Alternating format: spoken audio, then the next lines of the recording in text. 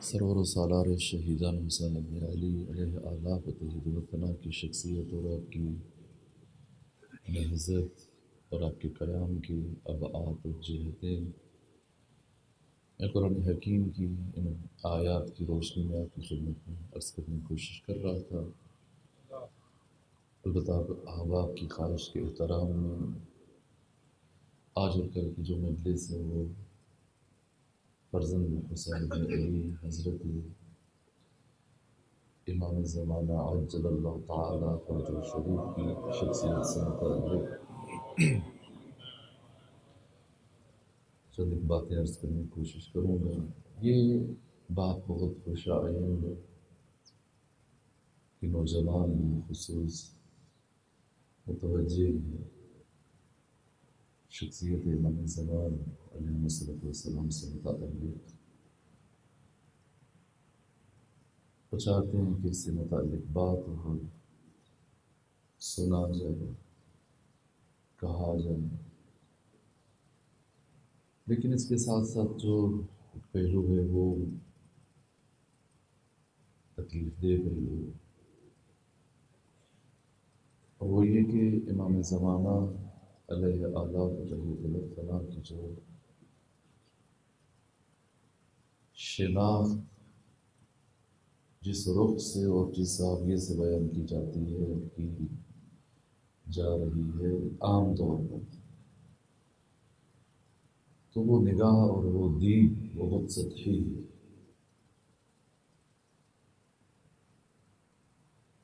اور قطعی طور پر یہ دید کسی مومن کو منزل مقصود تک نہیں پہنچا سکتی، اور عام طور پر اس طرح کی گفتگویں اور قصے، کہانیاں اور خواب اور واقعات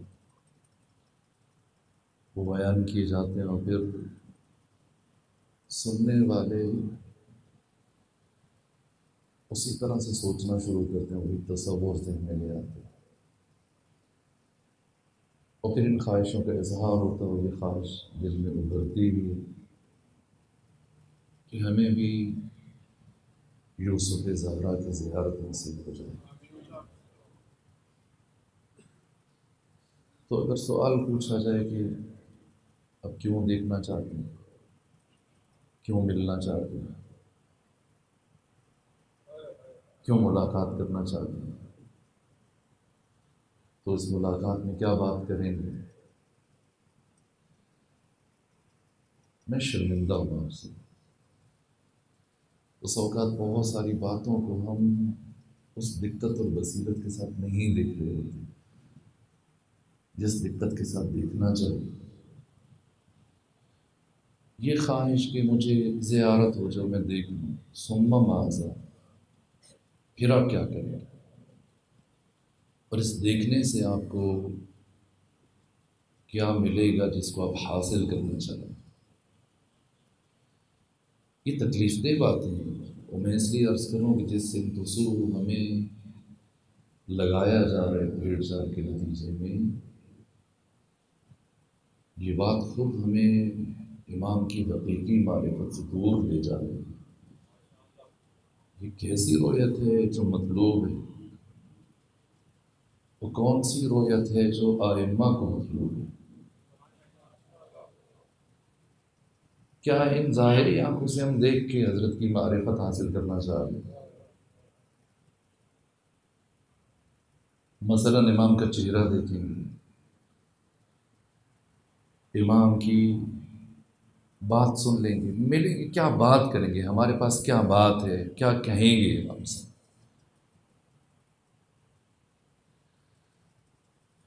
ابھی مثلا ہمارے عزیز ناظم منبر ایک ربائی پڑھ رہے تھے کہ یہ گھاٹے کا سودا ہے، یہ خسارے کا سودا ہے کہ ہم در علی چھوڑے اور جنت میں جائیں۔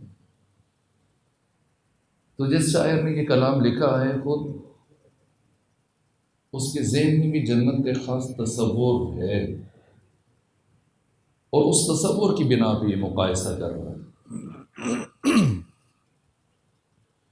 اور پھر مقایسے کی صورت میں جنت کو رد کر رہا ہے۔ پتہ مجھے بہت حیرت ہوتی ہے، بعض مولوی صاحبان اس طرح کی احادیث پڑھتے ہیں. آپ کسی چیز کی اہمیت کو بیان کرنا چاہتے ہیں تو بیان کیجیے،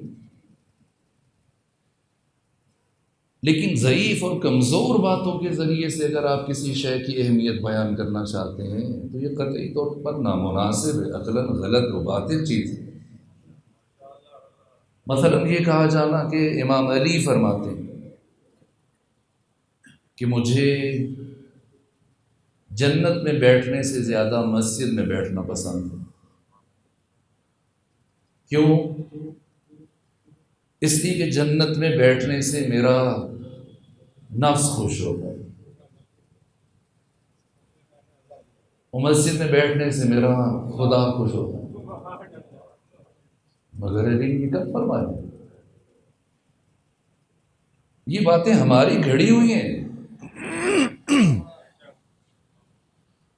اس لیے کہ ہم جنت کو خاص نگاہ سے دیکھتے ہیں اور پھر مسجد اور جنت کا تقابل کرتے ہیں، اور ہم نے جنت کا وہی نقشہ اپنے ذہنوں میں سجا رکھا ہے کہ جو ملا نے ہمارے ذہنوں میں سجا رکھا ہے. جیسے جنت کا لفظ بولا جاتا ہے تو ذہنوں میں ایک تصویر ابھرتی ہے کہ وہ نہریں چل رہی ہوں گی دودھ کی اور شہد کی، اور پھر وہاں کناروں پہ بہت ساری حوریں بیٹھی ہوں گی، اور ہم جیسے پہنچیں گے وہ ہمیں ویلکم کہیں گی، ہمارا استقبال کریں گی، پھر ہمیں اپنے ہمراہ لے کے. یہ کون سی جنت ہے؟ مگر کیا قرآن نے جنت کا یہ تصور دیا؟ ہمارے یہاں بس اوقات بعض افراد اس خوبصورتی کے ساتھ وہ منظر کشی کرتے ہیں کہ ہزار ہزار لباس پہنے ہوں گے حوروں نے، اور پھر وہ تصورات، اور انسان پھر اس حور کے شوق میں اگر سر جھکاتا ہے مسجد میں تو بھی تصور حور کی جانب متوجہ. اور جنت کو جو تصور دیا گیا کہ یہ چھوڑو پھر یہ مل جائے گا. یہ کون سی تجارت ہے اور یہ کون سی عبادت ہے؟ مرحوم اقبال کہتے ہیں کہ یہ ملا شیخ جنت کے تصور میں حور کے لالچ میں جب مسجد جاتا ہے نماز کے لیے تو شیخ مسجد میں سر جھکاتا ہے اور حور جنت میں کانپ جاتی ہے. خدا عادل ہے، اسے چاہیے ملا کو، شیخ کو اسے حور چاہیے، تو اسے تو حور مل رہی ہے، تو حور کو کیا مل رہا ہے؟ پروردگار کے یہاں سنخیت پائی جاتی ہے.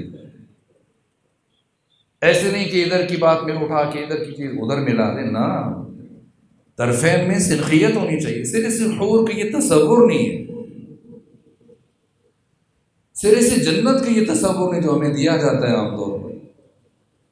سرے سے یہ جو تصورات ہیں ہمارے، یہ مکانات نہیں ہیں، یہ مقامات ہیں.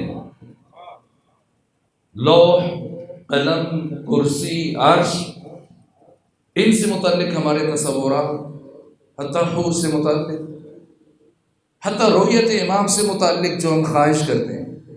اس لیے مولا متقیان نے اپنے شیعوں کے لیے یہ جملہ ارشاد فرمایا کہ بعض لوگوں کی آنکھیں ان کی عقل میں ہوتی ہیں.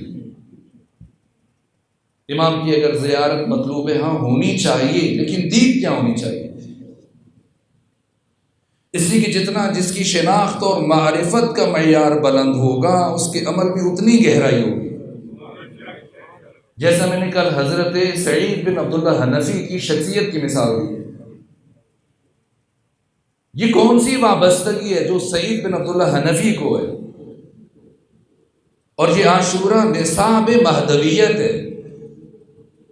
اگر کسی کو شوق ہے حضرت امام زمانہ کی سپاہ میں شامل ہونے کا اور آپ کا سپاہی بننے کا اور حضرت کا قرب اختیار کرنے کا، تو پھر اس درجے پہ خود کو لے کے آنا ہوگا. اس لیے کہ اصحاب مہدی کی وہی خصوصیات ہیں جو اصحاب حسین کی خصوصیات ہیں. یہ تھوڑا مشکل مرحلہ ہے.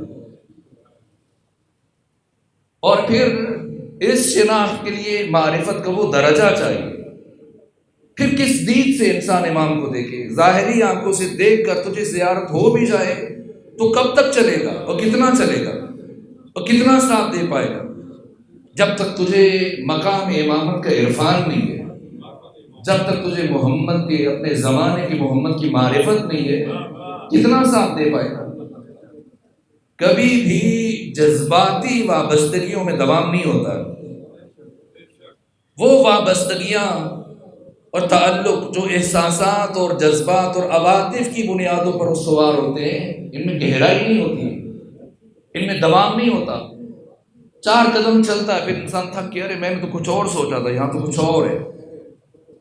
یہ بات جو امیر المومنین نے فرمائی بہت اہم ہے، شناخت اور معرفت کے باب میں، کہ بعض لوگوں کی آنکھیں ان کی عقل میں، اور بعض لوگوں کی عقل ان کی آنکھوں میں ہے۔ امام اور حجت خدا کو تو دیکھنا چاہتا تو کس دید سے دیکھے تاکہ تجھے دکھائی دے؟ کیا پیغمبر کو آپ کے ہمسائے ابو لہب اور ابو جہل اور یہ سب افراد ہر روز نہیں دیکھتے تھے؟ کیا علی کو نہیں دیکھتے تھے؟ کیا ان کا دیکھنا بھی عبادت تھا؟ کس کا دیکھنا عبادت ہے اور کیسے دیکھنا عبادت ہے؟ کس دید سے علی کو اور علی کے بیٹوں کو دیکھا جائے تو وہ عبادت محسوب ہوتا ہے؟ وہ دید کون سی ہے؟ وہ نگاہ کون سی ہے؟ بعض لوگوں کی عقل ان کی آنکھوں میں ہے اور بعض کی آنکھیں ان کی عقل میں۔ ہم ان آنکھوں سے جو دیکھنے کی خواہش رکھتے ہیں تو ان آنکھوں سے کیا دیکھا جا سکتا ہے؟ اس کائنات کو جواہر نے اٹا ہوا ہے، لیکن جواہر میں سے کوئی ایک جوہر آنکھ کے ذریعے سے قابل رؤیت نہیں ہے۔ حواس خمسہ کے ادراک سے ماورا اور بالاتر ہیں جواہرات، صرف اور صرف آراز قابل رؤیت ہے، اور آراز میں سے بھی صرف اور صرف کم اور کیف، اور کم اور کیف میں سے بھی صرف اور صرف رنگ اور روشنی، اسے انسان دیکھ سکتا ہے۔ اور رنگ اور روشنی کا بھی صرف اتنا حصہ کہ جو حواس خمسہ کی رینج میں آ جائے، یہ ہمارے لیے معلوم سے مجہول سے معلوم بنتا ہے۔ صرف ان حواس کے ذریعے سے ہم ان حقائق کو نہیں دیکھ سکتے، اور جو حواس سے دیکھ کے شناخت قائم کی جاتی ہے اس میں دوام نہیں ہو سکتا۔ اس لیے امیر المومنین فرماتے ہیں کہ کچھ لوگ عقلی امور کو بھی اور عقل سے بھی ماورا اور بالاتر ان جواہر کو ان ظاہری حواس سے دیکھ کر ان کی معرفت حاصل کرنا چاہتے ہیں، تو کیسے کر سکتے ہیں؟ لیکن بعض لوگ اتنے دقیق ہیں، اور یہی مطلوب دین ہے، کہ ان کی آنکھیں ان کی عقل میں، یعنی وہ حسی امور کو بھی آنکھوں سے نہیں دیکھتے بلکہ انہیں بھی عقل کی نگاہ سے دیکھتے ہیں۔ اور ان سے متعلق دین فرماتا ہے کہ اتقوا، یہی حقیقی مومن ہے، اتقوا فراست المؤمن فإنه ينظر بنور اللہ، کہ مومن کی فراست سے بچو کہ مومن نور خدا سے دیکھتا ہے۔ اور یہ حقائق کی کائنات نور خدا سے قابل رؤیت ہے، اور جن میں سے برجستہ ترین مصداق روح آدم، حجت خدا، انسان کامل اور امام وقت ہیں۔ امام زمانہ کی معرفت مطلوب ہے، لیکن کیسی معرفت مطلوب ہے؟ سطحی دید سے اگر ہم دیکھیں اور یہی چیزیں بیان کریں اور اس طرح کے واقعات، یہ جو ختمی مرتبہ نے فرمایا کہ امام مات ولم یعرف امام زمانہ مات میتۃ جاہلیہ، تو سید بزرگوار نے مانا کیا جہالت کی موت، لیکن میں اب کیا عرض کروں، حضرت نے یہ نہیں فرمایا کہ امام مات ولم یعرف امام زمانہ مات میتۃ جہالہ، نہ، ان دو تعبیروں میں زمین اور آسمان کا فرق ہے۔ یہ کہنا کہ جہالت کی موت مرا اور یہ کہنا کہ جاہلیت کی موت مرا۔ جہالت جن کو جاہل مرا ہے، جاہلیت کی موت یعنی قبل از اسلام کی موت، کفر کی موت، گمراہی کی موت مرا۔ اور یہ غیر معقولی حدیث ہے، اور یہ فریقین کی کتابوں میں موجود ہے۔ اور مرحوم اقبال کے نواسے نے مذہب اہل بیت کو اسی حدیث کو سن کر قبول کیا۔ اپنے استاد سے پوچھا کیا یہ واقعی ختمی مطلب نے فرمایا کہ امام مات ولم یعرف امام زمانی مات میتۃ جاہلیہ؟ کہاں ہماری ساری کتابوں میں یہ حدیث موجود ہے؟ کیا یہ ختمی مطلب نے فرمایا کہ جو مر گیا اپنے زمانے کے امام کی معرفت نہ کر سکا، حاصل نہ کر سکا؟ تو استاد بتائیے پھر ہمارے زمانے کا امام کون ہے؟ تو استاد نے ادھر ادھر بات کو گھمایا اور مطمئن نہ کر سکے اور نشست برخاست ہو گئے۔ دوسرے دن پھر جناب مرحوم اقبال کے نواسے آ کے بیٹھے، وہیں سے بات شروع کی۔ کہا استاد میں جا کے سوچتا رہا ہوں، وہ مجھے سمجھ میں نہیں آ رہا، اگر یہ حدیث صحیح ہے تو مجھے بتائیے۔ اگر ختمی مرتبت فرما رہے ہیں کہ جو شخص مر گیا اور اپنے زمانے کے امام کی معرفت حاصل نہ کر سکا، یہ جاہلیت کی موت مرا ہے، تو پھر ہمارے زمانے کا امام کون ہے؟ اس حدیث کے مطابق ہر زمانے کا ایک امام ہونا چاہیے۔ استاد جب مطمئن نہ کر سکے، یہیں سے اٹھے اور کہا میں اس مکتب کو اختیار کروں گا جو مکتب مجھے زمانے کا امام بتا سکے، دے سکے۔ صلی اللہ علیہ وسلم۔ یہی حدیث ہے جس سے علامہ امینی نے بھی استدلال فرمایا۔ جب سعودی عرب میں گئے تو پوچھا، جب مسئلہ امامت پر بات ہوئی اور امام زمانہ سے متعلق، خود مرحوم اقبال بھی اس مشکل میں رہے ایک طویل عرصے تک۔ جب مسلسل ان کی آقا حائری کے ساتھ گفتگو ہوتی تھی تو انہوں نے کہا یہ جملہ کہ علامہ آپ کی 11 امام تو مجھے سمجھ میں آتے ہیں، علی سے لے کے حسن عسکری تک، لیکن 12ویں کی سمجھ نہیں آتی جس طرح سے آپ تصور دیں۔ چونکہ ہمارا عقیدہ مہدویت اور برادران اہل تسنن کے عقیدہ مہدویت میں کچھ بنیادی فرق ہے۔ ہمارے یہاں مسئلہ ہے مہدویت کی کلامی مسئلہ ہے، عقائد سے متعلق ہے، اور برادران اہل تسنن کیا یہ فقہی مسئلہ ہے، کیونکہ جو علم صفت خدا سے متعلق یا فعل خدا سے متعلق گفتگو کرتا ہے یہ علم کلام ہے، اور جو فعل مکلف اور فعل انسان سے متعلق گفتگو کرتا ہے یہ علم فقہ ہے۔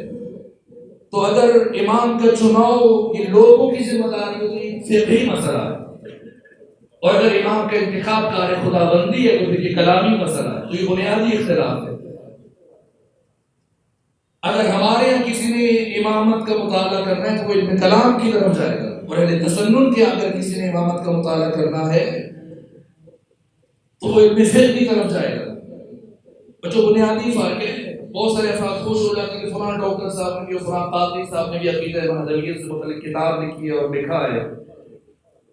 نہ زمین آسمان کا فرق ہے، وہ جس مہدی کی بات کر رہے ہیں اور ہم جس مہدی کی بات کر رہے ہیں وہ مہدی موعود کے متعلق بات کر رہے ہیں، جس مہدی کا وعدہ ہے لیکن ابھی وہ آئے نہیں ہے،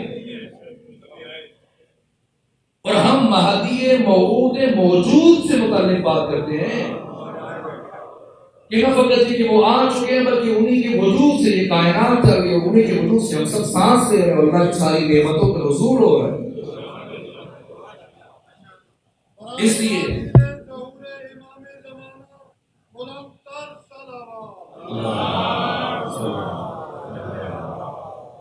تو حدیث کا جو میں عرض کرنے کی کوشش کر رہا تھا، علامہ امین گفتگو ہوئی علماء سعودیہ سے،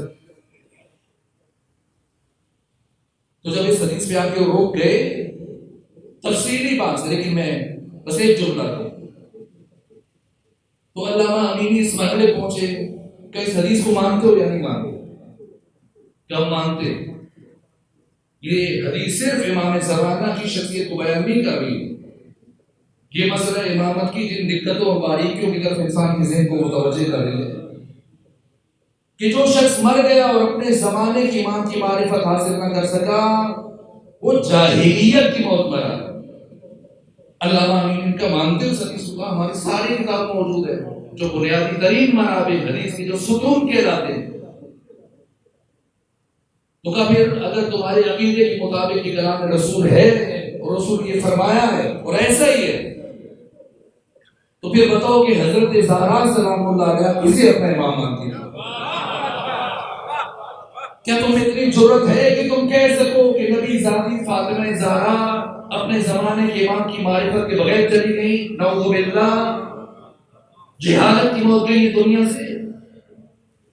کہہ سکتے ہو کہ نبی ذاتی کو اپنے زمانے کے امام کی معرفت نہیں تھی؟ کہ نہیں کہہ سکتے؟ تو پھر بتاؤ فاطمہ زہرا کسے اپنا امام مانتی تھی؟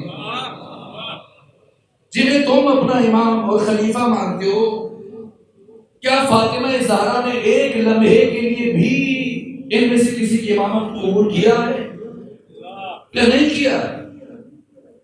تو کہا کہ پھر اگر نبی ذاتی کی شخصیت پہ تسلیم ہو رہے ہو تو پھر اسی کو امام مانو جسے فاطمہ زہرا اپنا امام مان رہی ہے۔ بنیادی مسئلہ یہ کہ معرفت امامت ہو جائے تو خود بخود ہم پھر اپنے زمانے کے امام کی معرفت حاصل کر سکتے ہیں۔ من مات ولم یعرف امام الزمانی مات میتۃ جاہلیہ۔ لیکن افسوس کے ساتھ، چونکہ میں اس موضوع پہ شاید نہیں عرض کرنا چاہ رہا تھا، دوستوں نے خواہش کی تو پھر یہ چند ایک تلخ باتیں۔ ابھی اگر آپ اسلام آباد میں چلے جائیے، وہاں کی جو مذہبی و دینی کتابیں بیچی جاتی ہیں، امام زمانہ سے متعلق کتاب اٹھائیں تو آپ کو ان میں کچھ ایسی کتابیں بھی نظر آئیں گی کہ جس زبان میں کتابیں لکھی گئی ہیں اس زبان میں پابندی لگ چکی ہے اور لکھنے والوں کو جیل میں ڈال دیا گیا، لیکن مسلسل ان کتابوں کے اندر ترجمے آ رہے ہیں۔ اس لیے دید واضح ہونی چاہیے کہ معرفت امام سے مراد کیا ہے، کون سی معرفت ہمیں جاہلیت کی موت سے بچا سکتی ہے اور کون سی معرفت ہمیں سعادت مند بنا سکتی ہے۔ ہمارے جو تصور امامت کو سمجھنے کی کوشش کی جاتی ہے، ایسی کتابیں بھی چھپ رہی، دھڑا دھڑ چھپ رہی ہیں اور بھی مل رہی ہیں، اور ایسی چیزوں کو برسر ممبر بیان بھی کیا جاتا ہے۔ جزیرہ برمودا جیسے، یہ بحر اطلس اور فلوریڈا اور برمودا کے درمیان جو ٹرائنگل، اس کے متعلق یہ عقیدہ بنانے کی کوشش کی گئی اور یہ بیان کرنے کی کوشش کی گئی کہ یہاں امام زمانہ اپنے بچوں کے ساتھ اور اپنے مخصوص اصحاب کے ساتھ زندگی گزارتے۔ تو چونکہ آپ یہاں پر قیام پذیر ہیں تو جو بھی جہاز گزرتا ہے اوپر سے وہ نابود ہو جاتا ہے، اور اگر کوئی بحری جہاز سے کشتی جاتی ہے تو وہ بھی غائب ہو جاتا ہے۔ یہ تصور امامت جس شخصیت نے دیا، جس فرد نے دیا ہے، ابھی تک زندان میں، اور انقلاب کے بعد اس نے یہ کام کیا۔ کرچ ایک تہران کے قریب ایک علاقہ ہے، 2 سے 3 گھنٹے کی مسافت پر، وہاں کا عالم نجف سے فارغ التحصیل ہو کے آئے، وہ عالم، اور آ کر ایک عرصے کے بعد ایران میں انہوں نے یہ کام کیا، مخفی طور پر افراد تک اپنا پیغام پہنچاتے رہے۔ جیسے آج ہمارے ملک میں بعض افراد امام زمانہ سے ملاقات کرواتے، یہ تصور مہدویت، ایک طرف یہ عشق اور یہ محبت ہو لیکن علمی اور معرفتی بنیادوں پہ ہو۔ اگر حسین کی معرفت اس سطح پہ نہ ہو اور عبید اللہ ابن زیاد اگر چہرے کے اوپر نقاب ڈال کر کوفہ میں داخل ہو جائے تو لوگ یہی سمجھیں گے کہ حسین بن علی آ رہے ہیں۔ کیسی معرفت مطلوب ہے؟ تو انہوں نے، وہ جو عالم تھے، انہوں نے یہ مخفی طور پر ایک تاریخ چلائی، کہا کہ مجھے امام زمانہ خواب میں آیا اور مجھ سے کہا کہ اے فلاں، آپ کرچ میں کعبہ تعمیر کرو، جو کعبہ مکے میں ہے، سعودیوں کے قبضے میں ہے، میں وہاں ظہور نہیں کروں گا، وہ نجدی اور میرے دشمنوں قبضے میں، تم کعبہ بناؤ، میں یہاں ظہور کروں گا۔ اور اس میں وہ کعبہ تعمیر کے مخفی طور پر، چونکہ بیرونی ادارے کار فرما کی کوشش کر رہے تھے، تو مخفی طور پر یہ مختلف شہروں میں پیغام پہنچایا گیا، اور 5 ملین افراد کو انہوں نے اکٹھا کرنا تھا، وہ بہت منظم انداز سے کام کر رہے تھے، 50 لاکھ افراد۔ تو جو تاریخ تھی ساعت موعودہ جس وقت سب کو اکٹھے کرنا تھا، اس سے 2 سے 3 دن پہلے سے گرفتار کر دیا گیا اور یہ سازش ناکام بنا دی گئی، اور ابھی تک وہ فرد جیل میں، نجف کا فارغ التحصیل عالم۔ اور جب اس سے مصاحبہ کیا گیا ٹیلی ویژن پر، اس سے پوچھا گیا کہ ملک امام زمانہ کا ہے اور یہاں پر وہی نظام امامت کو لانے کی کوشش کی جا رہی ہے، اور اس ملک میں جہاں امام زمانہ کے پیروکار رہتے تجھے اتنی بڑی ضرورت کیسے ہوئی کہ لوگوں کو یوں تو گمراہ کرنے کی کوشش کرے خود امام زمانہ کے ملک میں؟ تو اس نے جو بات کہی عبرت آموز ہے. کہا کہ جب میں نجف اشرف سے پڑھ کے آیا اس کے بعد میں نے مجالس وغیرہ شروع کی اور تبلیغ شروع کی تو میں باتیں کرتا تھا اور لوگ میری باتوں کو توجہ سے نہیں سنتے تھے. کوئی ادھر دیکھتا تھا کوئی ادھر دیکھتا تھا. جیسے مجلس مومنٹ انجر بٹیرا نے کہا کہ اس کے ساتھ کھیلنا شروع کر دے, پھر گھڑی کو دیکھتے مجلس کب ختم ہوگی, پھر دائیں بائیں آپس میں بات کرنا, توجہ نہیں ہوتی ہے, اس لیے اس کو مشکل پیش آتی تھی.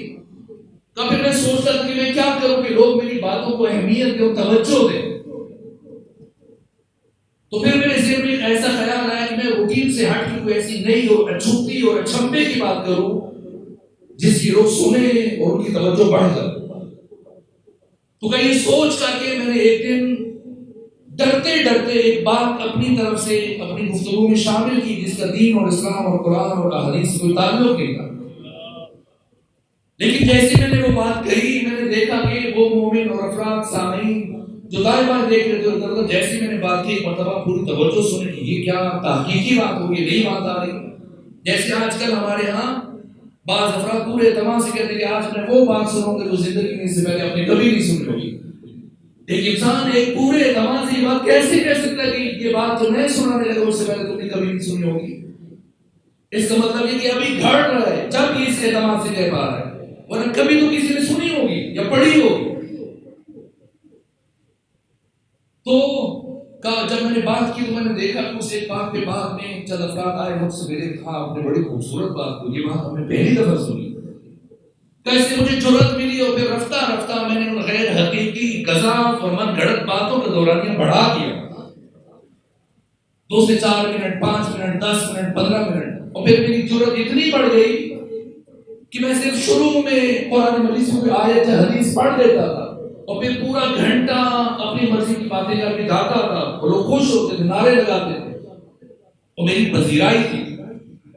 اس سے میری جرأت بڑھنا شروع ہوئی یہاں تک کہ بعض بیرونی ادارے میرے ساتھ رابطے میں آ گئے اور انہوں نے مجھے یہ ایجنڈا سپورٹ کیا کہ تم یہ کام کرو تاکہ تشیع کا چہرہ مسخ ہو جائے. یہ تصور جو دیا جاتا ہے یہ کتاب اسی شخص کی لکھی ہوئی ہے جو ابھی بھی ہمارے یہاں ترجمہ ہو رہی ہے, پڑھی جا رہی ہے, اور ہم سمجھتے ہیں یہ کتاب پڑھ کے ہمیں امام زمانہ کی معرفت ہوگی کہ جزیرہ برمودا یہ ٹرائنگل جہاں سے جو بھی جہاز گزرتا ہے, بحری جہاز ہے, ہوائی جہاز ہے, کوئی ویسے گزر جائے غرق ہو جائے گا. کیوں؟ جہاں امام زمانہ رہ رہے. یہ کیسا تصور ہے؟ کیا یہ مہدویت کا وہ قرآنی تصور ہے جو قرآن نے آپ سے متعلق پیش کیا یا جو معصومین نے بتایا؟ اگر یہی تصور مہدویت اٹھا کر ہم لے جائیں آج کی متمدن مہذب اور مثقف معاشرے کے سامنے, اہل یورپ کے سامنے, آج کے باشعور لوگوں کے سامنے جو مہدویت کی طرف متوجہ ہو چکے کہ یہ ہمارے امام ہیں, دیکھیے ان کی قدرت اور یہ ان کا اختیار, تو آج کا باشعور جوان اگر پلٹ کے آپ سے یہ پوچھ لے کہ تم تو کہتے تھے کہ ہمارے امام زمانہ منجی عالم بشریت ہیں, انسانوں کے مشکل کشا ہیں, وہ مسیحا ہیں, یہ کیسے مشکل کشا ہیں جو لوگوں کو مسلسل غرق کرنے میں مصروف ہیں اور ڈبونے میں مصروف ہیں؟ تو ہم کیا جواب دیں گے ان کو؟ یہ تصور امامت قرآنی نہیں ہے, یہ ہم نے اپنے کلچر سے لیا ہے, اپنی ثقافت سے لیا ہے. یہ صرف اور پنجاب کے جو وڈیرے ہیں کہ اپنے گھر کے سامنے کسی کو گزرنے نہیں دیتے, یہ عقیدہ امامت, اس کا قرآن سے کوئی تعلق نہیں ہے. اس کا مطلب مہدویت کی وہ امیر شناخت مطلوب ہے جو انسان کو جاہلیت کی موت سے بچا سکے, اور جب وہ معرفت حاصل ہو جائے تو پھر فرق نہیں پڑتا کہ انسان امام کا سامنا کرے یا امام کا سامنا نہ ہو سکے. اس لیے خود صادق آل محمد علیہ السلام نے فرمایا, ابو بصیر اور دیگر کچھ صحابہ اسی موضوع پر آپ سے سوال کر رہے تھے, تو حضرت ان کے جواب میں یہ بات فرمائی کہ اگر کوئی شخص اپنے زمانے کے امام کی معرفت رکھتے ہوئے دنیا سے چلا جائے اور بے شک نہ دیکھے تو اس کی حیثیت وہی ہوگی کہ امام کے فستاق میں, امام کے خیمے کے اندر اس کی موت امام کے زانوں پر سر رکھ کے ہوئی ہے. اس حال میں اگر وہ معرفت رکھتے ہو مرے کون سی معرفت چاہیے؟ اس لیے امام صادق نے فرمایا اور ابو جعفر یعقوب کلینی نے اس حدیث کو بیان کیا. امام نے فرمایا، ابو بصیر نے پوچھا پھر بتائیے اہل غیبت میں ہماری ذمہ داری کیا ہے، کیا کریں؟ تو امام نے فرمایا کہ اپنی واجب نمازوں میں قنوت میں یہ دعا مانگا کرو اللہ سے. ایک دعا جو ہم عام طور پہ پڑھتے ہیں، اللہم کل ولیک الحجۃ ابن الحسن، یہ دعا امام کی صحت و سلامتی کی دعا ہے. اور یہ دعا جو ابو بصیر کو امام صادق تعلیم دے رہے ہیں، اس دعا میں اور اس دوسری دعا میں زمین آسمان کا فرق ہے. یہ دعا معرفت کا بار ذخار ہے. امام نے فرمایا کہ اہل غیبت امام میں یہ دعا مانگا کرو اپنی ہر نماز کے قنوت میں. کیا؟ اللہم عرفنی نفسک، اے پروردگار تو مجھے اپنی معرفت عطا فرما. آج ہمارے ملک میں شور اٹھا ہے سوشل میڈیا پر، پرنٹ میڈیا پر اور کسی حد تک الیکٹرانک میڈیا پر، اور کانفرنسیں ہو رہی ہیں مختلف شہروں میں بالخصوص کراچی میں، کہ یہ جو ہم آذان میں ولی اللہ پڑھتے ہیں، وسیع رسول اللہ اور خلیفۃ بلا فاصل کا یہ دہشت گردی ہے. کیوں؟ اس لیے کہ کسی اور کی خلافت کی نفی ہو رہی ہے، خلیفہ بلا فاصل کوئی اور ہے. اور شیعہ یہ کہہ رہے ہیں کہ علی خلیفہ بلا فاصل ہے. ہاں، یہ ہماری کمزوری ہے کہ ہم ابھی تک باقی اسلامی فرقوں کو سر سے متوجہ نہیں کرا سکے کہ ہمارا تمہارا کوئی اختلاف نہیں ہے مسئلہ خلافت پر. جسے تم خلیفہ مان رہے ہو وہ ایک الگ میدان ہے، ہم جس خلافت کی بات کر رہے ہیں وہ الگ میدان ہے. تم یہ جو نمبر لگا رہے ہو 1 2 3 4 اور پھر خلافت کی بات جو تم سمجھ رہے ہو صرف یہ بات نہیں ہے. تم جس خلافت کی بات کر رہے ہو یہ خلیفہ مسلمین ہے. ہم جس خلافت کی بات کرتے ہیں یہ خلیفۃ اللہ کے عظیم ہے.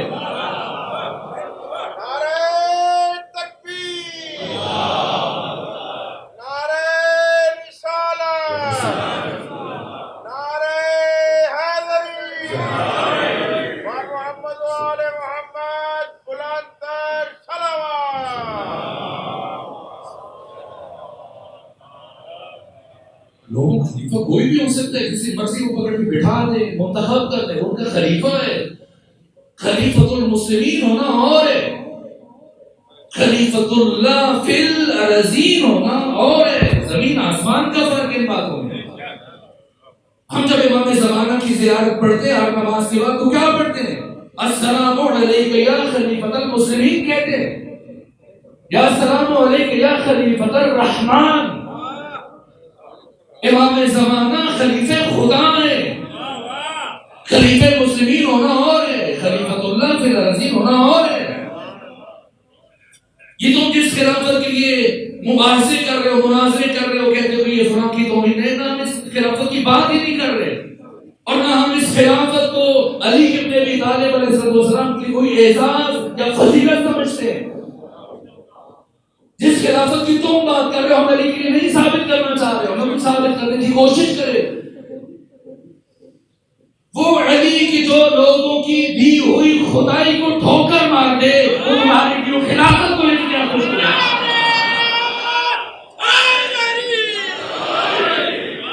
جس علی کے نزدیک اس حکومت اور خلافت کی ارزش اور اہمیت ایک جوتی سے پھٹی ہوتی ہے تو جوتی سے بھی کمتا ہے. یہ بات بتا رہے امام صادق کہ آگے غیبت امام زمان میں یہ دعا مانگو تاکہ تمہیں معرفت ہو جائے. یہ دعا حد فاصل ہے غدیر اور ثقیفہ کے درمیان. یہ خلیفہ رحمان کی بات جہاں سے شروع ہو رہی ہے. کیا دعا مانگو ہر نماز میں قنوت میں؟ اللہم عرفنی نفسک، پروردگار تو مجھے اپنی معرفت عطا فرما. یہ کہاں سے بات شروع ہو رہی ہے؟ اللہم عرفنی نفسک، پروردگار تو مجھے اپنی معرفت عطا فرما. وَإِنَّكَ إِن لَّمْ تُعَرِّفْنِي نَفْسَكَ لم اعرف نبیا، اس لیے کہ اگر تو نے مجھے اپنی معرفت عطا نہ کی تو میں کبھی تیرے نبی کی معرفت حاصل نہیں کر سکتا۔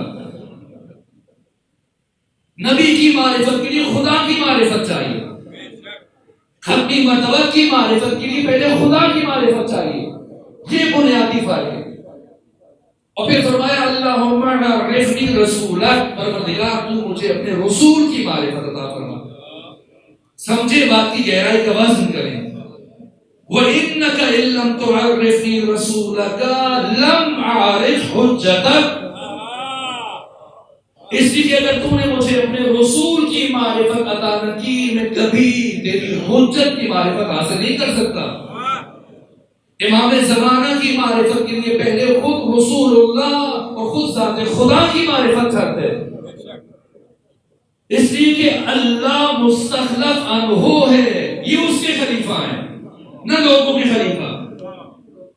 اللہ مستخلف عنہ، یہ اس کے خلیفہ، اس کے جانشین، یعنی اس کی صفات جلال و جمال کے مظہر تام۔ تو جب یہ معرفت حاصل ہو جائے پھر سوال نہیں اٹھتا کہ 4.5 برس کا بچہ کیسے ساری دنیا کے امام بن گیا۔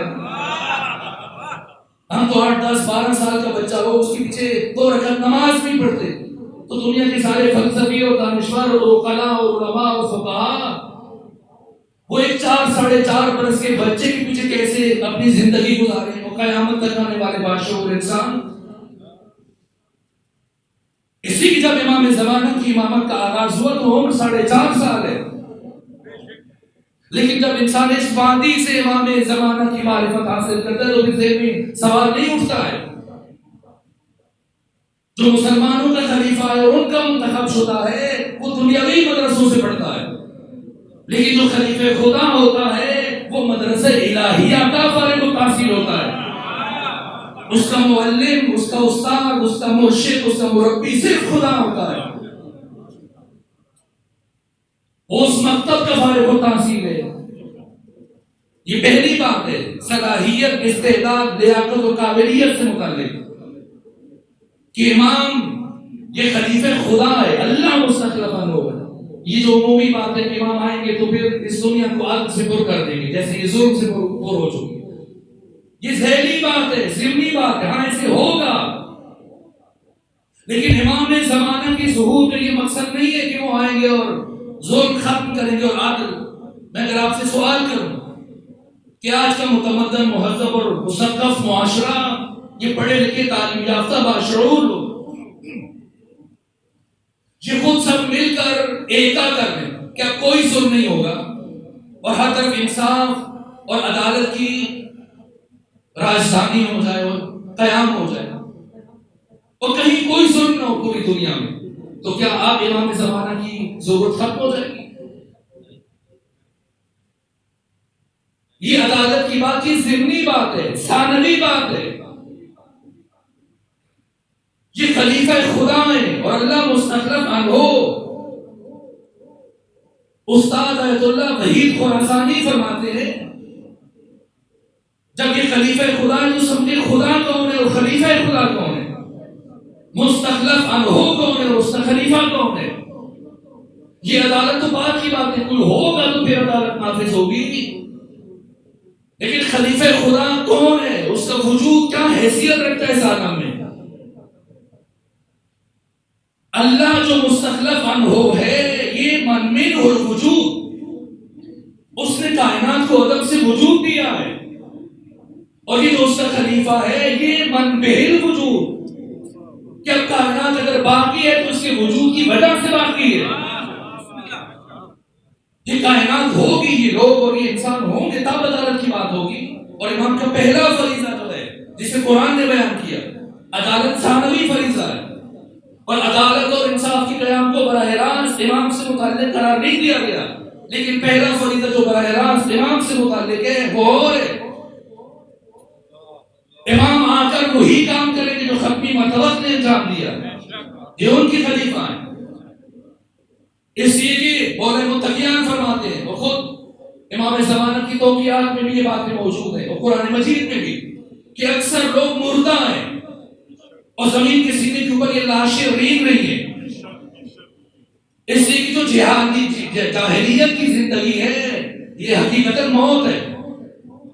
تو جب امام زمانہ ظہور فرمائیں گے تو سب سے پہلے مرحلے میں اس مردہ معاشرے کو زندہ کریں گے، اور جب یہ مردہ سماج زندہ ہو جائے گا تو ایک زندہ سوسائٹی اور معاشرے کی سب سے پہلی خواہش نظام عدل کا قیام ہوتا ہے۔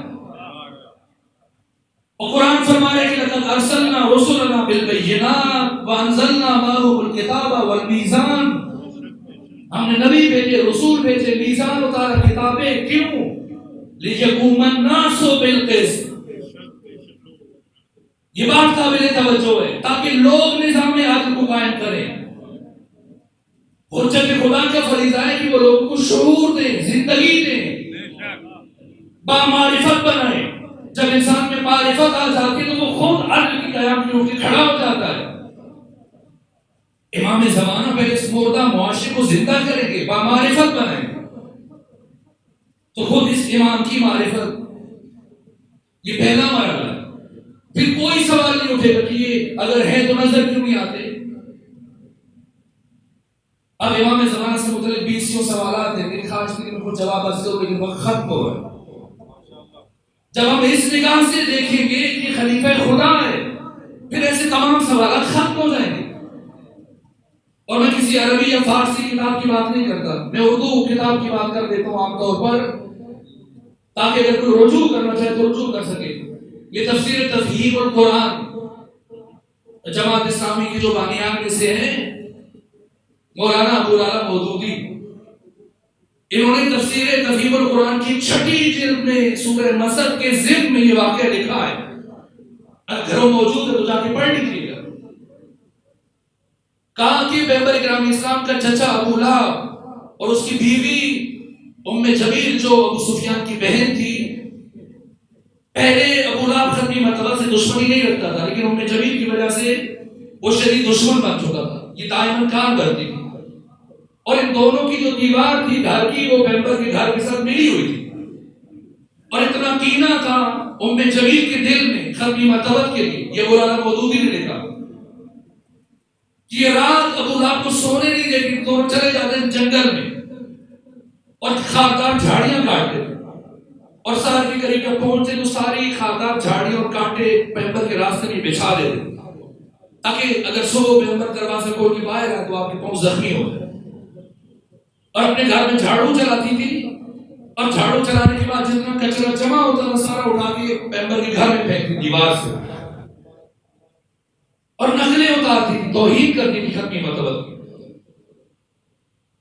تو پروردگار نے اس کی اور اس کے شوہر کی مذمت میں پورا سورہ اتارا، سورہ مسد، تبت یدا ابی لہب وتب، کہ اگر امام زمانہ موجود ہے ہمارے درمیان تو نظر کیوں نہیں آتے؟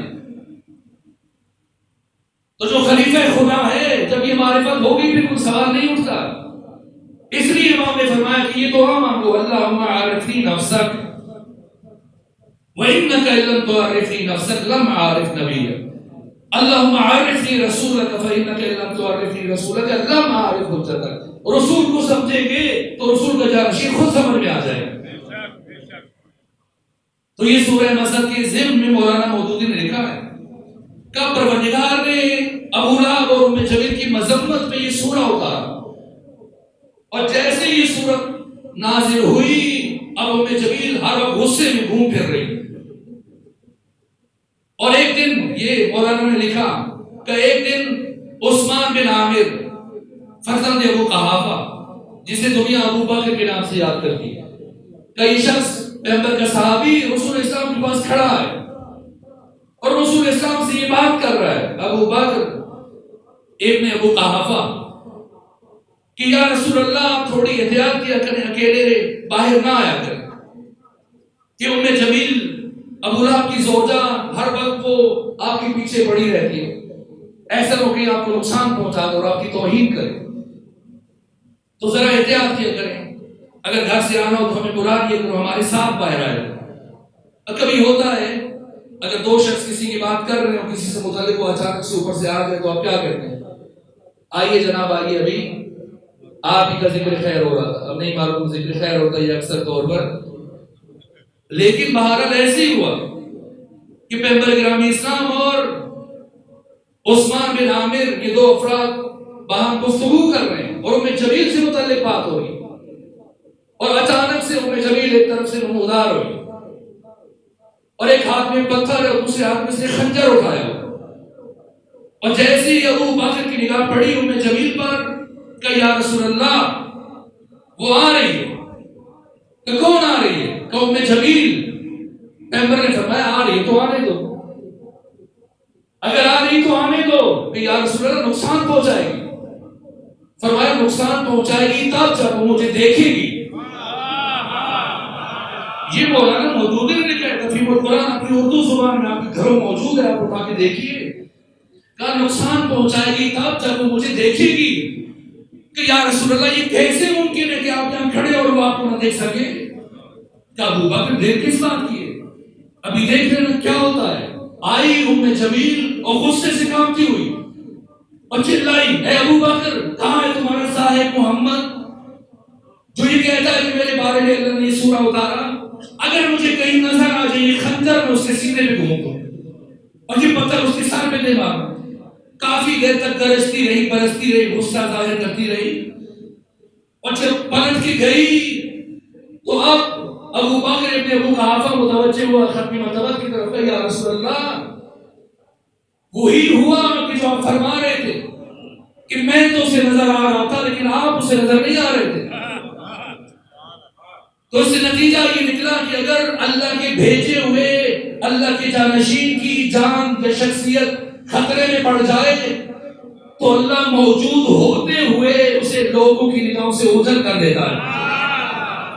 تو اگر اللہ اپنے پہلے نمائندے کو موجود ہوتے ہوئے لوگوں کی نگاہوں سے اوجھل کر دے ہمیں تعجب نہیں ہوتا، تو اگر اپنے آخری نمائندے کو اوجھل کر دے تو اس میں چاہے تعجب کیا ہے؟ امام زمانہ ہمارے درمیان موجود ہیں۔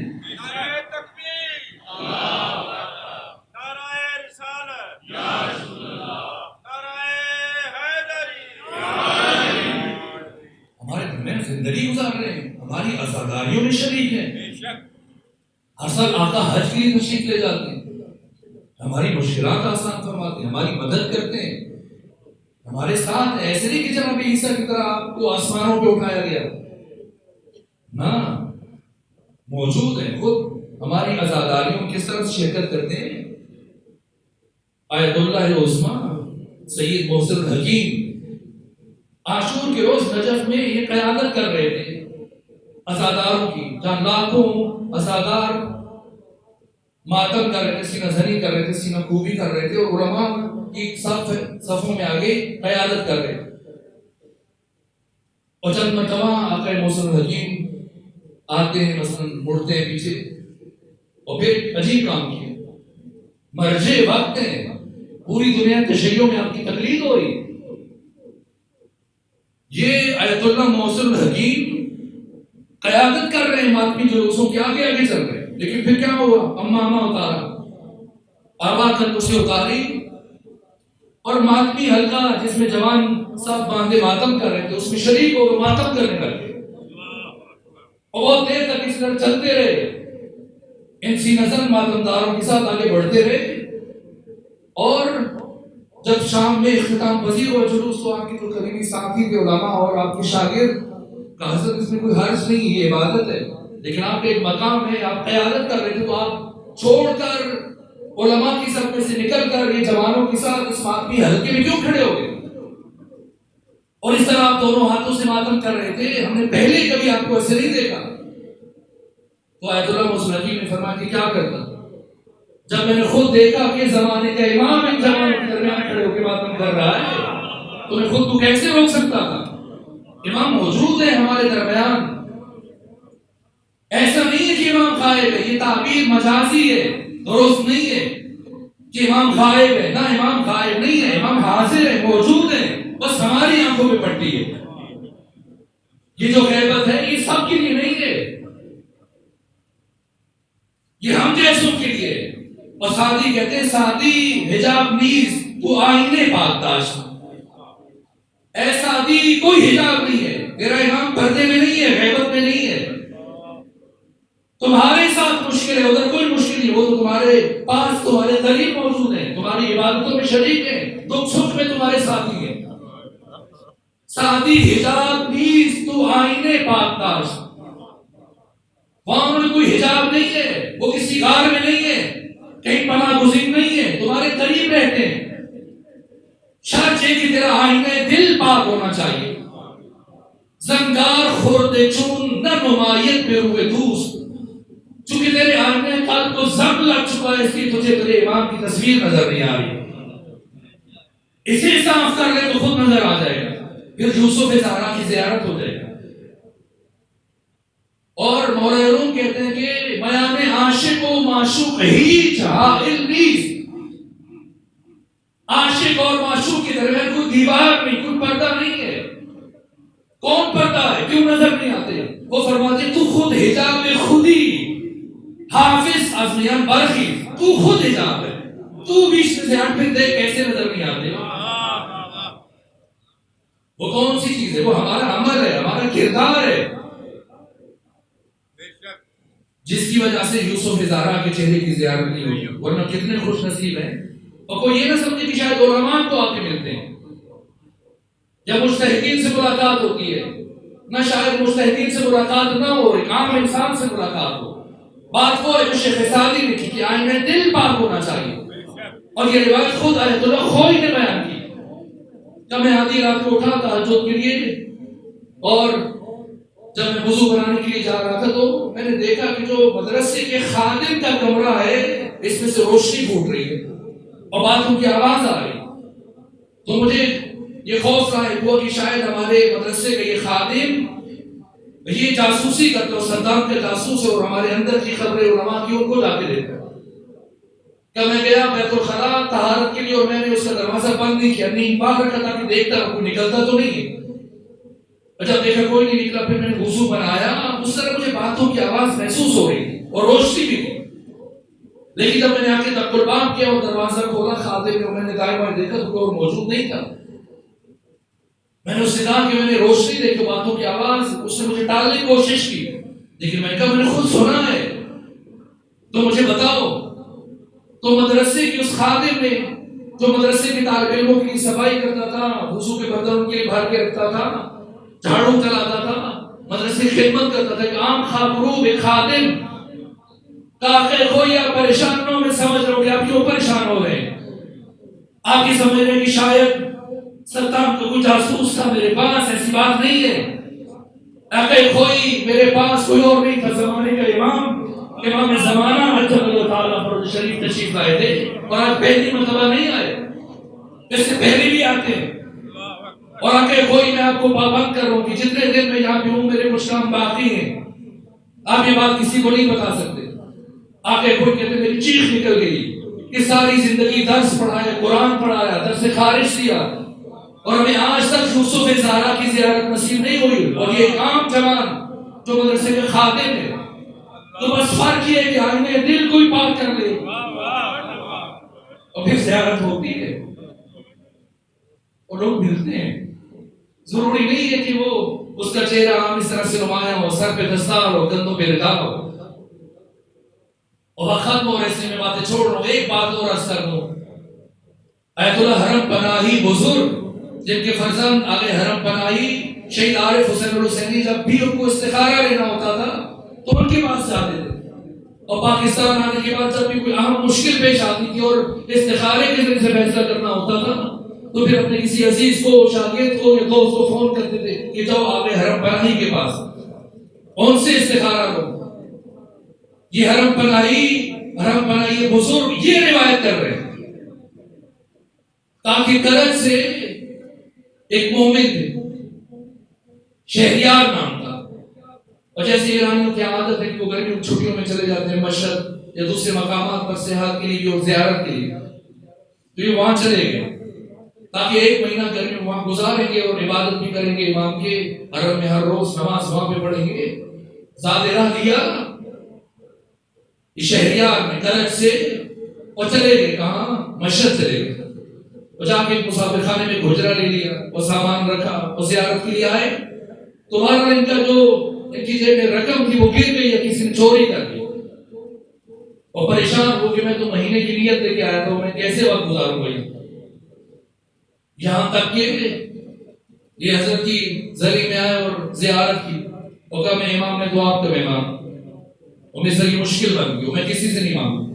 اور یہ بات طے ہے جو بھی میں آپ کی خدمت میں عرض کر رہا ہوں.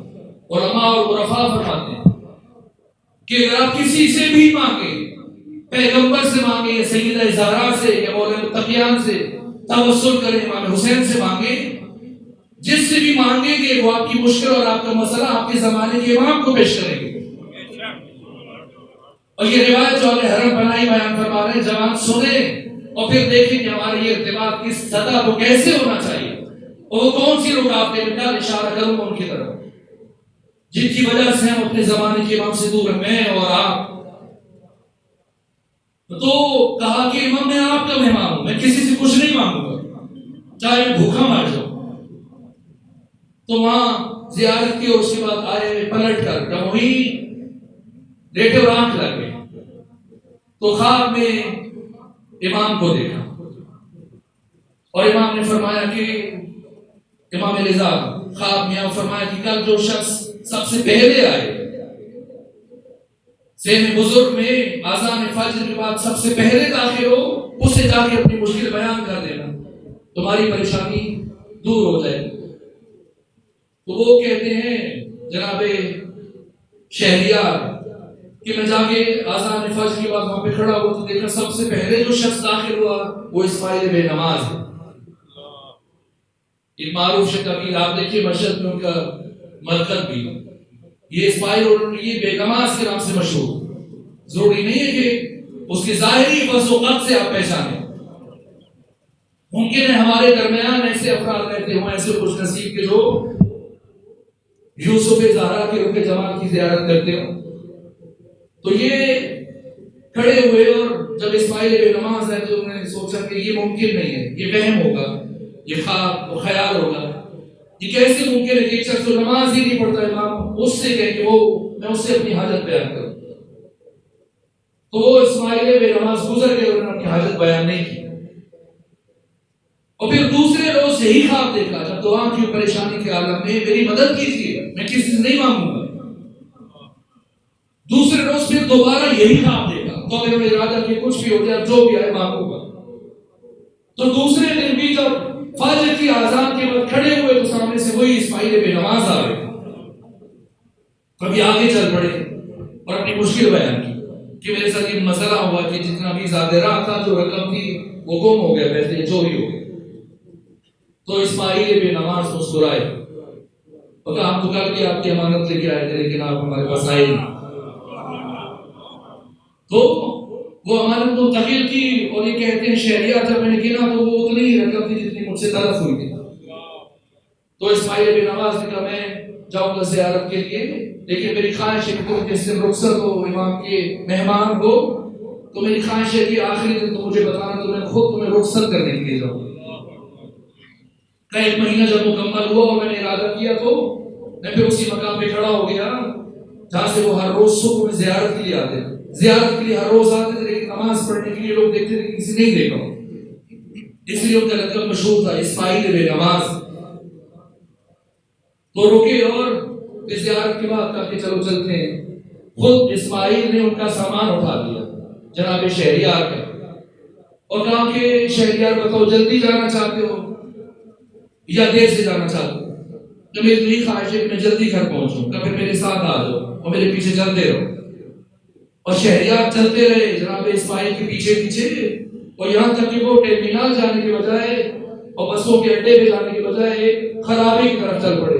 یہ کہتے میں گھبرایا تھوڑا کہ مجھے کہاں لے کے آ رہے ہیں، اور پھر دیکھا کہ جب ان کے ذریعے سے میری مشکل آسان ہو تو یقیناً کسی مناسب جگہ پہ لے کے جا رہے ہوں. کہ یہاں تک ایک مقام پر کچھ زینے آئے سیڑھیاں، اور مجھ سے کہا کہ آپ ذرا اپنی آنکھیں بند کر لیجیے تھوڑی دیر، اور کچھ لمحوں کے بعد مجھ سے کہا آنکھیں کھول دیجیے. تو شہریار کہتے جب میں نے آنکھیں کھولی تو میں نے خود کو ایک باغ میں پایا، اور جب ہم باغ میں دونوں بیٹھے تو بات شروع ہوئی اور مجھ سے کہا کہ اچھا آپ مجھے ایک قہوے کا کپ تو پلا دیجیے. تو میں نے اپنے سامان میں سے جو کیتلی تھی وہ نکالی اور پتی چائے کی اور لکڑیاں وغیرہ ضرورت سے اسی باغ سے اٹھا کے آگ روشن کرنے لگا تو میں نے غور کیا، دیکھا کہ یہ باغ مجھے دیکھا ہوا لگ رہا ہے، اور تھوڑی دیر کے بعد میں متوجہ ہو جب میں نے غور کی تو میرا اپنا باغ ہے۔ تو میں نے حیرت سے کہا کہ یہ کیا معاملہ ہے؟ تو اسماعیل بے نماز نے کہا کہ آپ اپنے گھر پہنچ چکے ہیں، بس مجھے کعبہ پلائیے اور رخصت کر دیجیے۔ کہ میری آنکھیں پھٹی رہ گئی۔ میں نے کہا اسماعیل بے نماز، دنیا آپ کو بے نماز کہتی ہے اور آپ اس درجے پہنچے ہوئے ہیں، یہ سب کیسے ہے؟ اور لوگ آپ کو بے نماز کیوں کہتے ہیں؟ تو انہوں نے جواب دیا کہ لوگ سچ کہتے ہیں جو بے نماز کہتے ہیں، اس لیے کہ کسی نے کبھی مجھے نماز پڑھتے ہوئے دیکھا ہو تو مجھے بے نماز نہ کہے۔ پوچھا کہ کیوں آپ کو نماز پڑھتے کسی نے نہیں دیکھا؟ کیسے کہ میری اکثر نمازیں امام زمانہ کے پیچھے ادا ہو۔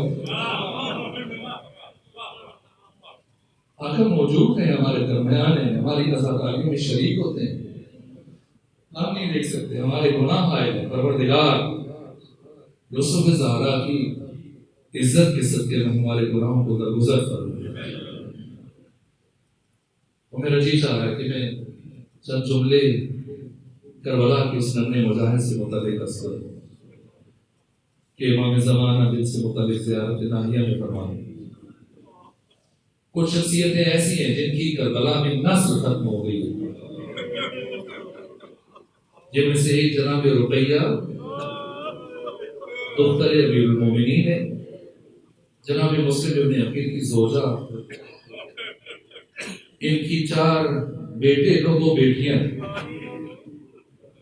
تو 2 بیٹے جناب مسلم ابن عقیل کے ہمراہ گئے تھے اور 2 آقا حسین کے ساتھ گئے تھے۔ تفصیلات آپ کے علم میں، 2 بیٹے روز عاشور شہید ہوئے، عبداللہ اور عبید اللہ، اور بعد میں 2 بیٹے ابراہیم اور محمد اپنے بابا کے ساتھ گئے۔ پہلے وہ شہید ہوئے، 4 بیٹے شہید ہو گئے۔ ایک بیٹی ہے جو کوفہ میں جب پہنچے، یہ کاروان پہنچا تو یہ چند برس کی بچی تھی، عثمانی زہرا نے جب مسلم بن عقیل کی لاش دیکھی لٹکے ہوئے، کثرت سجا کوشش کی تھی کہ یہ بچی اپنے بابا کی لاش کو نہ دیکھے، لیکن کوشش کے باوجود جب اس بچی کی نگاہ پڑ گئی تو وہ چیخ ماری اور بچی وہی شہید ہو گئی۔ اور دوسری بچی جناب مسلم بن عقیل اور جناب رقیہ کی، ان کا نام عاتقہ ہے، یہ شام پہنچنے سے پہلے شہید ہو گئی، اونٹ کی بلندی سے گر کر۔ نسل ختم ہو، یہاں تک کہ جب قید رہا ہوئی اور جناب رقیہ واپس آئیں مدینے میں، آپ جانتے ہیں کہ 3 شخصیتوں کے گھر کو حاکم مدینہ ولید بن عتبہ نے گرا دیا تھا، جلا دیا تھا۔ ایک امام حسین کا گھر جلا دیا تھا اور پھر گرا دیا تھا، ایک امام حسین کی فوج کے علمبردار حضرت عباس کا گھر گرا دیا گیا، اور تیسرا گھر سفیر حسین جناب مسلم بن عقیل کا تھا۔ جناب رقیہ جب پلٹ کے گئی، گھر نہیں ہے، تو کچھ دن اپنی خواہر گرامی زینب بنت علی کے یہاں قیام کرتی ہیں، کچھ دن جناب ام سلمہ کے یہاں رہتی ہیں، اور کچھ دن امام سجاد کے یہاں قیام کرتی ہیں۔ اور امام سجاد کہتے ہیں کہ میں آپ کے لیے نیا گھر تعمیر کروا دیتا ہوں۔ کہا اے سید سجاد، میں نے زیادہ عرصہ نہیں زندہ رہے، اور جتنا عرصہ زندہ رہی نہ کبھی مسلم بن عقیل پہ گریہ کیا، نہ کبھی اپنے 4 بیٹوں پہ گریہ کیا، نہ اپنی 2 بیٹیوں پہ گریہ کیا۔ جب بھی گریہ کیا تھا ہائے حسین۔ یہ کربلا کی مائیں، ان میں سے دوسری بیوی جس کی نسل کربلا میں ختم ہو گئی، ام رباب، ایک بیٹی تھی اور ایک بیٹا۔ بیٹی کی کل 13 سفر کو زندان میں شہادت ہوئی ہے۔ کائنات کی وہ بچی جو اپنے بچپن میں ضعیف ہو گئی، وہ بچی کے 3 سے 4 سال کی عمر میں جس کے بال سفید ہو گئے، تو بیٹی کربلا میں شام میں شہید ہوئی اور بیٹا کربلا میں۔ اور اتنا درد ہے امام حسین کی دل میں اپنے بیٹے جناب علی اصغر کی شہادت کا کہ شام غریبہ جب ثانی زہرا نے محسوس کیا کہ بچوں کو گنا جائے کہ کوئی بچہ گم نہ ہو گیا ہو، زخمی نہ ہو، تو دونوں بہنوں نے جب بچوں کو گنا تو دیکھا کہ وہ بچی جس کی خصوصی طور پر امام حسین نے وصیت فرمائی تھی جناب سکینہ نظر نہیں آ رہی، اور ثانیہ زہرا ام کلثوم دونوں بہنیں جناب سکینہ کی تلاش میں نکلی. جب مکتب میں آئیں جس طرف جا رہی ہیں جناب سکینہ نہیں مل پا رہی ہیں، جہاں تک یہ ڈھونڈتے ڈھونڈتے ایک نشیب کی طرف چل پڑی دونوں بہنیں، اور دیکھا نشیب میں ایک لاش پڑی ہے جس کا سر موجود نہیں. دونوں بہنیں پہنچی تو دیکھا کہ جناب سکینہ اس لاش کے سینے کے اوپر سر رکھے سو. ثانیہ زہرا آگے بڑھی، جناب سکینہ کو اٹھانا چاہا، جب کٹھی گردن سے آواز آئی زینب آہستہ ہو، ابھی ابھی میری بچی رو رو کے سوئی ہے، میری سکینہ کو کچھ دیر آرام کرنے دو. اور دونوں بہنیں اپنے بھائی کی لاش کے قریب بیٹھ گئیں، یہاں تک کہ کافی وقت گزرنے کے بعد جب سکینہ بنت الحسین کی آنکھ کھولی اور ثانیہ زہرا نے اٹھایا اور اٹھا کر خیموں کی طرف، خیمے تو جل چکے تھے، اس رات کی طرف لے کے بڑھی تو رستے میں ایک سوال کیا کہ بیٹی بتائیں کیا جب آپ آئی تھی اس لاش کو سر سے پہچانی جاتی ہے، تو آپ نے بغیر سر کے اپنے بابو کیسے پہچانی؟ کب بھی اماں آدھی رات ہوگی، میں نے دیکھا سارے بچے تھک کے سو گئے لیکن مجھے نیند نہیں آ رہی تھی کیونکہ میں اپنے بابا کے سینے پہ سونے کی عادت تھی، اس لیے میں بابا کو تلاش کرتے کرتے مکتب میں آ گئی. لیکن رات کی تاریکی میں جس طرح پڑھ رہی تھی مجھے میرے بابا نظر نہیں آ رہے تھے. لیکن ایک دفعہ میں نے آواز بلند کی، میرے مظلوم بابا، میرے پیاسے بابا، میرے شہید بابا، بابا یہ بتا کبھی میری سکینہ تیرے بغیر سوئی ہے؟ جب کٹیوں گردن سے آواز آئی الیہ الیہ یا سکینہ، اور میں اپنے بابا قریب چلی گئی کہ سکینہ بتاؤ کیا اپنے بابا سے کوئی بات ہوئی آپ کی؟ کہاں میرے بابا نے مجھے ایک بات کہی تھی. کیا درد ہے حسین کے دل میں؟ میں کہا میرے بابا نے مجھ سے یہ کہا تھا میری سکینہ میرے شیعوں کو یہ پیغام دینا. کیا عجیب پیغام دیا، فرمایا شیعتی ما عذب ان شربتم فاذکرونی، اے سکینہ میرے شیعوں سے کہنا جب کبھی ٹھنڈا پانی پیے، جب کبھی میٹھا پانی پیے میری پیاس کو ضرور یاد کریں. اور سمعتم بقتیل او غریب فانطقونی، جب سنے کوئی پردیسی مارا گیا، کوئی مسافر مارا گیا تو پہلے میری مصیبت پر گریا کریں. اور اس کے بعد حسین نے جو اپنا درد بیان کیا وہ علی اکبر کی شہادت بیان نہیں کی، وہ جناب عباس کی شہادت بیان نہیں کی، نہ کیا بیان کیا. فرمایا لیتکم، کیا حسرت ہے حسین کی، لیتکم فی یوم عاشوراء جمیعا تنظرونی، اے سکینہ میرے شیعوں سے کہنا اے کاش تم سب روز عاشور میدان کربلا میں ہوتے تو دیکھتے کیا دیکھتے، کیف استسقی لطفلی فادعو یرحمونی، کہ کس طرح سے میں اپنے ششمارے علی اصغر کے لیے پانی مانگتا ہوں اور کس طرح سے میری خواہش کے جواب میں تیر برسایا جاتا ہے. یہ درد ہے حسین کے سینے میں، علی اصغر کی پیاس کا. میرے عزیزو آپ کے یہاں بھی چھوٹے چھوٹے بچوں کا دودھ چھڑوایا جاتا ہے، کیسے دودھ چھڑواتے ہیں؟ بہت سارے افراد جہاں موجود ہیں صاحب اولاد جن کے چھوٹے چھوٹے بچے ہیں، جب کسی بچے کا دودھ چھڑواتے ہیں تو کس طرح سے اہتمام کیا جاتا ہے؟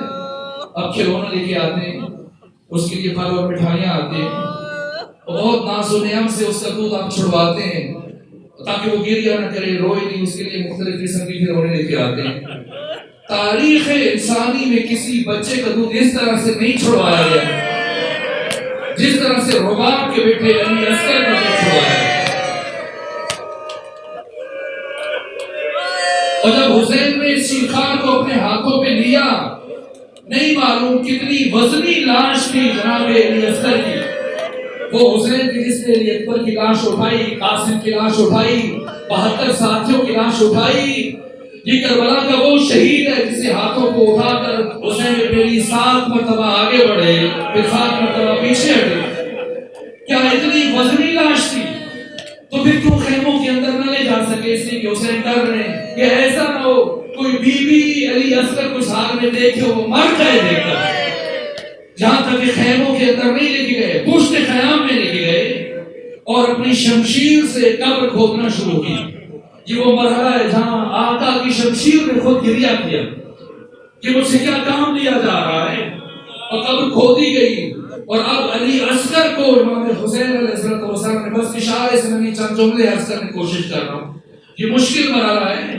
قبر میں لٹایا اور پھر قدموں کی طرف سے کربلا کی گرم ریت علی اصغر کے اوپر ڈالنا شروع کیا، اور جب طلوع اطہر تک پہنچے تو حسین جیسے صابر امام ہے اور ہمت نہیں پڑ رہی کہ کس طرح سے اس چاند جیسے چہرے کے اوپر ریت ڈال دے.